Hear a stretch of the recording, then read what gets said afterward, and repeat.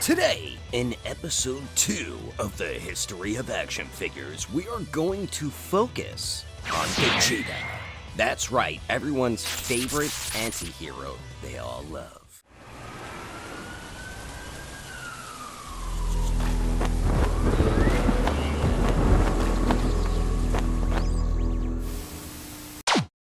Make sure to check out Agelessgeeks.com, and if you're local in California, you can check out their store where they have cards, games, figures, and more. So what is going on, my fellow collectors? How is everybody doing today?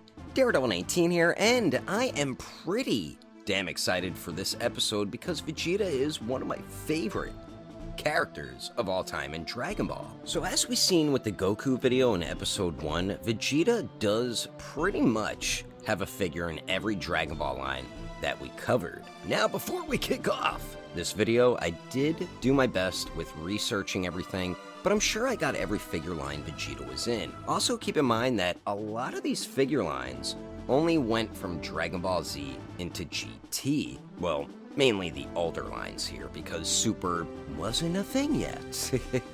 Without further ado, let's get right into the history of Vegeta action figures. So starting it off here, we have to go back in time into the late 80s, around 1989, a few years after I was born actually. We got some Dragon Ball action figures from a French toy company called AB Toys. Now, AB Toys made around 2-inch scale figures and 5-inch scale figures. They were mostly pre-posed, but they did have some articulation, not much. For the year being 1989, this was definitely cool to have around back then, especially if you're a super hardcore fan. So from the looks of it from the 2-inch line, they had about 1 or 2 Vegeta figures, and the 5-inch line they made around 2. But the 5-inch line didn't have many figures to begin with. They had around 23, and the 2-inch line had about 48 figures. From what I saw, that's all the Vegeta figures they made, which really isn't much.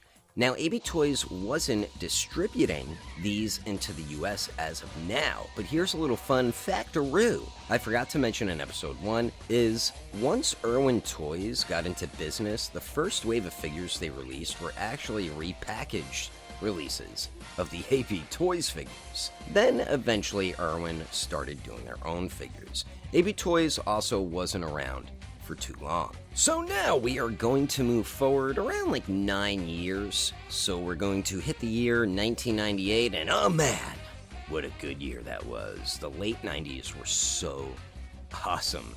So now we have another line of Dragon Ball toys heading our way, the Super Battle Collection line.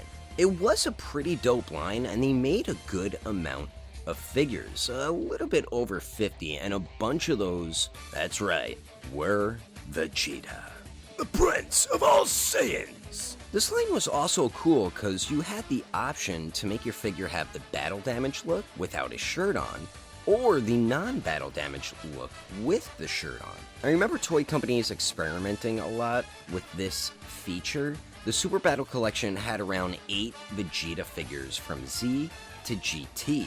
So we really only saw a powered down Vegeta, Super Saiyan Vegeta, and Super Saiyan 4 Vegeta. Once we hit the newer toy lines, we won't be able to get rid of Vegeta.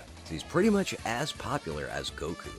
So now rolling into the 2000s, we have a toy line called Toonami. This was kind of like a Lego type line for Dragon Ball figures. They only made a total of 10 figures, and they were only sold in 2-packs. And out of the 10, 2 of those were Vegetas. They made a Saiyan Saga Vegeta, and we got a Super Saiyan Vegeta. The line also wasn't around for too long, and they didn't really make too many figures. As you can see, they only did 10, but you can find them fairly cheap today on the secondary market. So, continuing into the 2000s, from the year 2000 to 2003, to one of the toy lines where I know they made a ton of Vegeta figures, and that is Irwin Toys. We all know these were 5-inch scale figures and the first big figure line to hit America, but Irwin did make over 72 figures in their Dragon Ball line. But how many of those were Vegeta? I'll tell you right now. They made around 20 different Vegetas, from Powered Down to Super Saiyan to Majin Vegeta, and more.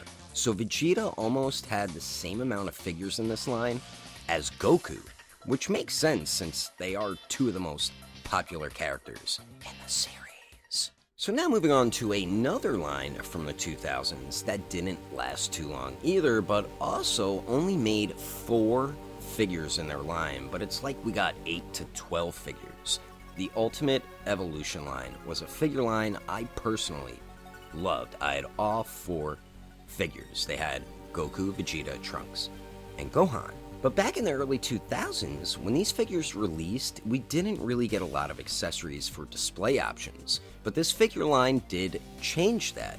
So we only got 1 Vegeta figure from them, but it was like we got 4 different versions of Vegeta. So you could buy 4 of the figures and have 4 different versions of Vegeta on display. Vegeta came with the Powered Down head, Super Saiyan head, Majin Vegeta head, and the Great Ape head. So it looks like he's transforming into his Great Ape form, and it had a little Goku as well. So yeah, a lot of display options with this line, and I am super curious to see how this company would make a Vegeta or a Goku figure today. Alrighty, so now we're heading more into like the mid-2000s, and moving on to a line where just about every Dragon Ball fan and figure collector knows, loves, and probably started out collecting Dragon Ball figures, and that is Jakks Pacific. They came into the Dragon Ball game in the mid-2000s and just hit us with tons of awesome figures. Jakks was also another line that mainly focused on 5-inch scale, but they also had some 12-inch scale figures as well. So Jakks made around 30 different Vegeta figures. We got Powered Down, Super Saiyan, Majin Vegeta, GT Vegeta, Super Saiyan 4 Vegeta, First Appearance Vegeta, Saiyan Saga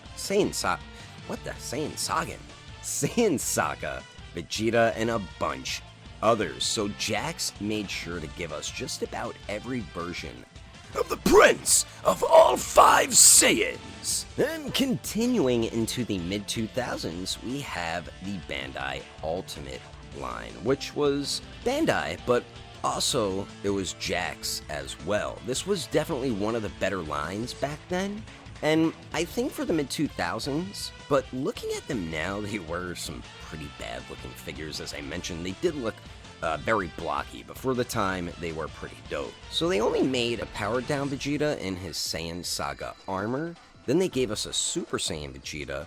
We also got a couple like black and white variants, and then they do also have like these 1-inch little figures, but they were more like statues. The Bandai Ultimate line didn't make too many figures, but we did get a couple of Vegetas out of it. This line mainly went on from the year 2005 to 2007. And heading into the end of the 2000s, from 2006 to 2008, we have the Bandai Hybrid line, which is more of a 3 3/4 inch scale line. And as I mentioned in the Goku video, this was one of my favorite Dragon Ball lines for that time. I pretty much had all the figures. I definitely had all the Vegetas, I know that. So from the years 2006 to 2008, they gave us some pretty badass Vegeta figures. They only made a total of about 24 figures, and 3 of those were Vegeta. They made a Powered Down version, a Super Saiyan version, and a Super Saiyan 4 version. And then this is where we got the translucent Dragon Ball from the Super Saiyan 4 Vegeta. Like I said, these were the figures at the time. I had every Vegeta they made, and I loved them. Yes, these were more 3 3/4 inch scale, but that's all we really had in like the mid to late 2000s. So, now moving on to a lot of people's favorite figure line, and that is SH Figuarts, which began late 2009, early 2010. SH Figuarts are quickly closing in on making over 150 6-inch scale Dragon Ball Z action figures. And 12 of those is our boy Vegeta. I remember just like it was yesterday when they announced their first ever Super Saiyan Vegeta. I remember when it went up for pre-order because I pre-ordered it and everything. That first OG Super Saiyan Vegeta was on everyone's want list, especially afterwards, because his price shot up like crazy on the secondary market. So Tamashii Nations next gave us a Scouter Vegeta. Then we got the San Diego Comic-Con first appearance exclusive Vegeta. Then we got the Premium Color Edition Vegeta, the 1.0 Super Saiyan Blue Vegeta, followed by the 2.0 Super Saiyan Vegeta. Then we got the 2.0 Scouter Vegeta, then Majin Vegeta that they still need to redeem themselves with. Then we got the 2.0 Super Saiyan Blue Vegeta.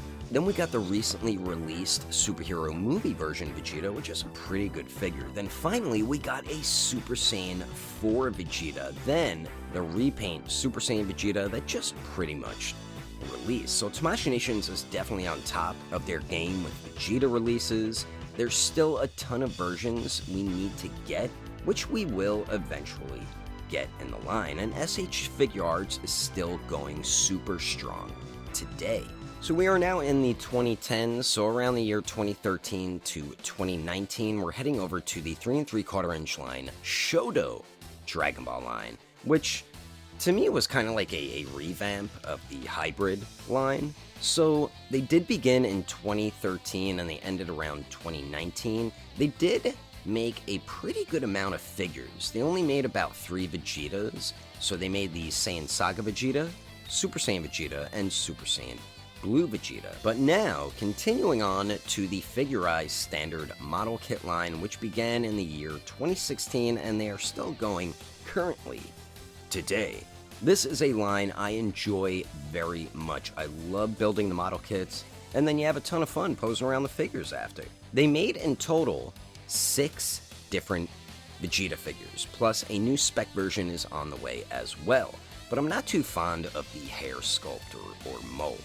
But Figure-rise has made us a Saiyan Pod with Saiyan Saga Vegeta. We also got 2 different Super Saiyan Vegetas, 2 different Super Saiyan Blue Vegetas, and then we also got a Super Saiyan 4 Vegeta. The Figure-rise line, like I said, began in 2016, and they are more around a 6.5 inch scale figure line, and they are still currently going today. So we are now getting closer in time to where we are currently at in the present. So now we are hitting the year 2018, and we are moving on to the Dragon Stars line, which is a more of a 6-inch scale figure line, and they began in the year 2018. So they made a little over 50 figures as of now, and 7 of those are our friend Vegeta. Hey guys, it's Champ here, and I just wanted to correct what Daredevil said. Technically, they made more than 7 Dragon Star Vegetas.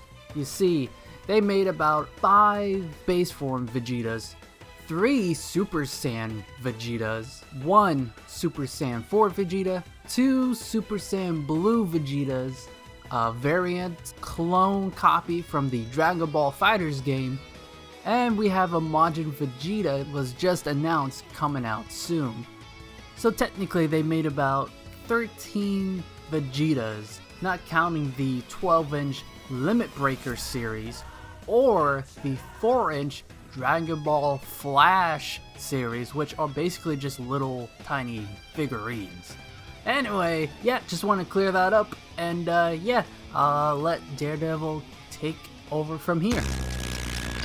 And now moving on to the year 2019, we have the Dragon Ball Evolve line, which I want to collect now. The more I go over it, the more I want to get the figures. So this line, like I said, began in the year 2019. They are still going on currently today. And they are also still fairly new. They only made about 2 Vegeta figures at the moment, which is Super Saiyan Vegeta and Super Saiyan Blue Vegeta, and these are more around the 5-inch scale mark. These are figures you can find in stores like Walmart and Target. And now we are moving on to 2020s, and this line here, their Goku and Vegeta figures are beautiful looking, which is Imagination Works, and they have only made a total of 3 figures. Luffy from One Piece, Goku, and of course, Vegeta. But man, these figures are gorgeous. I was so tempted to buy these, but never got around to it. But their Vegeta looks so amazing. You get the powered down head sculpt and Super Saiyan head sculpt with the figure. I don't know if Imagination Works is still making figures today, because they haven't announced anything new since their Luffy figure. So we will have to see what's going on with them. So lastly, we have the third-party lines and headsets. So we do have Demoniacal Fit, Kong Studios, DL Customs, and Tonson Arts. Demoniacal Fit did start off making head sculpt sets, which they made a ton for Goku and Vegeta, and then they eventually broke off into making figures, which I love their figures today. And pretty much same thing with Kong Studios. They started off making the head sculpts, and now they make full-on figures. And Kong Studios, I do prefer more. I love their Ultra Ego Vegeta. Who knows if we're ever going to see that in the SH Figuarts line, or if we're ever going to get Part 2 of Dragon Ball Super. So that's up in the air right now. But Kong Studios did hook us up with Ultra Ego Vegeta. And it's just crazy how popular Dragon Ball has become over 30, 40 years, that bootleg companies are making us not just figures, but head sculpt sets. And DL Customs and Tonson Arts, especially Tonson Arts, I mean, both of them are great, but Tonson Arts just released a ton of Vegeta headsets, and they are so goddamn amazing. Like, holy, I mean, just think of that. Just some regular person can just start making badass Dragon Ball Z head sculpts of your favorite characters, and we're gonna buy them because of how popular Dragon Ball is as a whole. And if you see head sculpts of your favorite characters that look amazing like this, you're gonna want to buy them. And DL Customs is on that same damn level. They just haven't made a Vegeta headset yet. But it's just wild how far Dragon Ball has come from the late 80s with action figures to where we are at today. It's just beautiful. It is beautiful. So we have gotten a ton of Vegeta action figures from 1989 to where we are at today in 2023. Think about all those different Vegeta figures I mentioned throughout all the different toy companies. Dragon Ball Z is one of the most beloved series in the world, and there will always be awesome Vegeta action figures. Vegeta is a huge fan favorite and one of my all-time favorite characters, period. But anyway, that is the history of Vegeta action figures. Hope you guys enjoyed it. And if I did miss anything, I do apologize. A few of you said in the Goku video I missed the Metacom Goku, which was a 12-inch scale Goku figure in cloth clothing, but they didn't make Vegeta. I believe all they made was that Goku, so I did miss that, so I do apologize for that. But thanks for watching, and don't forget, I will catch you on the next episode of Daredevil 19.